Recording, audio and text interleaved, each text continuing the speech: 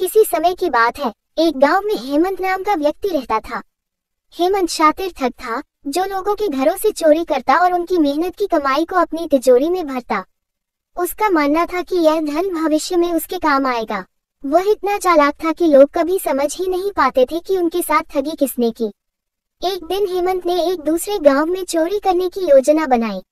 जब वह वहां जा रहा था तो रास्ते में उसकी मुलाकात मीना नाम की लड़की से हुई। मीना अनाथ थी और अपने मामाजी के घर में रहती थी। वह संस्कारी, ईमानदार और हनुमान भक्त थी। हेमंत ने जैसे ही मीना को देखा, वह उसकी सादगी पर मोहित हो गया। दोनों में बातचीत बढ़ी और जल्दी ही दोनों को एक दूसरे से प्रेम हो गया। कुछ समय बाद दोनों ने विवाह करने का निश्चय किया और भागकर शादी कर ली। विवाह के बाद मीना के प्रभाव से हेमंत की जिंदगी बदलने लगी। उसने चोरी चकारी छोड़कर एक ईमानदार और मेहनती जीवन जीने का निर्णय लिया।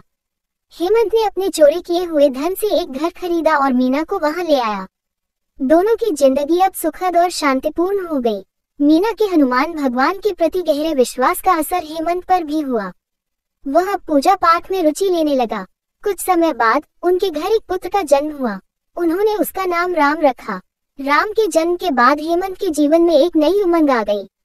वह अपने बेटे राम को बहुत प्यार करता था। राम का नाम लेते लेते हेमंत के मन में राम नाम के प्रति श्रद्धा जागृत हो गई। वह हर समय राम राम जपते रहते।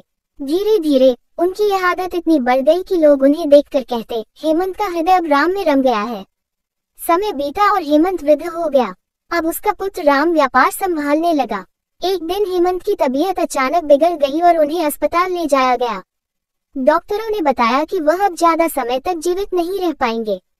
हेमंत के परिवार में सभी बहुत दुखी थे। रात को जब हेमंत गहरी नींद में थे, यमराज उनके प्राण लेने आए। लेकिन तभी वहां हनुमान भगवान प्रकट हो गए। हनुमान जी ने कहा, जहां राम नाम का जाप होता है, वहां मैं हमेशा उपस्थित रहता हूँ। हेमंत ने राम नाम का इतना जप किया है कि अब उसके सारे पाप मिट चुके हैं। यमराज ने उत्तर दिया, हे हनुमान जी, हेमंत ने अपने जीवन में बहुत पाप किए हैं। उसने लोगों को ठगा है, उनके घर उजाड़े हैं। क्या यह उचित है कि उसे जीवन दान दिया जाए? हनुमान जी मुस्कुराए और बोले, सही है, उसने पाप किए हैं, लेकिन राम नाम का स्मरण करने से उसके सारे पाप नष्ट हो गए हैं। अब वह एक पवित्र आत्मा बन चुका है, उसे ले जाना उचित नहीं। यमराज हनुमान जी की बात मानकर वहां से चले गए। हेमंत ने ये पूरी बात सुनी और समझा कि राम नाम में कितनी शक्ति है। जब हेमंत को होश आया तो वह पूरी तरह स्वस्थ था।